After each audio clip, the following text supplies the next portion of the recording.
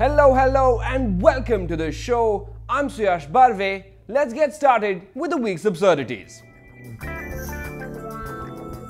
Today we're going to talk about free speech. While this guy monitors every word I say to make sure I don't blurt out anything that will get this entire studio burnt to the ground. We're good so far. Yeah, it's only been 40 seconds, but thanks, man. Now the reason we're bringing this up is because of this. Now, in a controversial decision that the government had earlier taken, defending the circular there that it had sent out to the Urdu writers seeking financial help, and in this form, which was criticized by many writers for a clause which required the Urdu writers to declare that all of their writings, all of their work is not critical of the government policies. Now let's break all of this down. The National Council for Promotion of Urdu Language is an autonomous body under the HRD ministry. Yes, that sentence by itself could be its own episode, but let's cover the basics first, shall we? The NCPUL do exactly what their name suggests, and they do this by providing financial assistance and by buying books in bulk from Urdu writers. This keeps the writers financially stable and, most importantly, allows them to continue publishing. Now, some of you will say, why does the government need to spend money buying books? Well, it does, because if a country believes its culture is worth preserving, then it has to take steps to preserve it.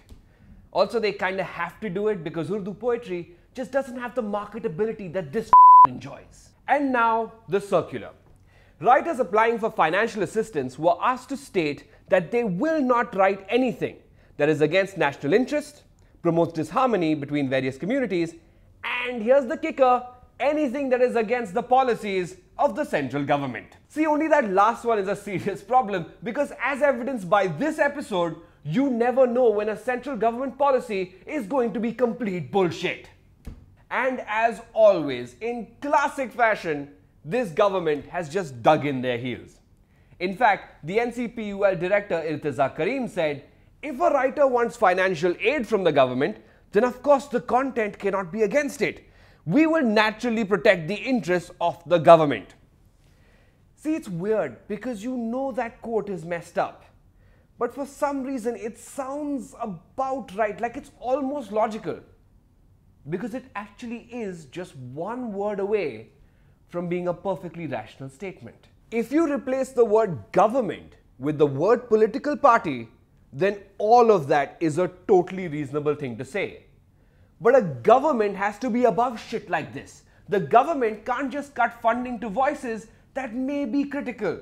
They can't exclusively support writers and artists who make them look good. That's not government funding of the arts, that's called advertising. We need to understand that criticism is good for us. This country does a lot of dumb shit and we need to be called out on it.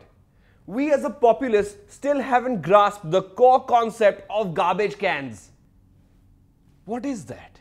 It's probably a new kind of dog, Rajiv. Just ignore it and throw your trash in the streets like a patriot. We insist on Bharat Mata Ki Jai, but also insist on dowry. All Indians are equal, but don't even look at my sister, bro. She's higher caste. Coming to the government, AFSPA, Section 377, lack of aid to farmers, widespread corruption, the judicial leniency handed out to politicians and celebrities, and the lack of any serious prosecution for the 84, 92 or 2002 riots. All totally legitimate critiques that are not at all anti-national. Because let's be clear, pointing out stuff that is wasteful, backward or illegal is not anti-national. It's just the right goddamn thing to do. But of course, the most important aspect of this is our political parties, who need to realize something incredibly basic. When you're running for an election, you represent your core vote bank, your people, your ideas. But once you win that election, sadly, you represent everyone. That's our show, our thoughts and prayers with the people of Belgium. Unbelievably, it's the second time in our 18 or so episodes that we're talking about a terrorist attack in a major city. What a shitty world we currently inhabit. If it doesn't end, we will see you next time. Bye-bye.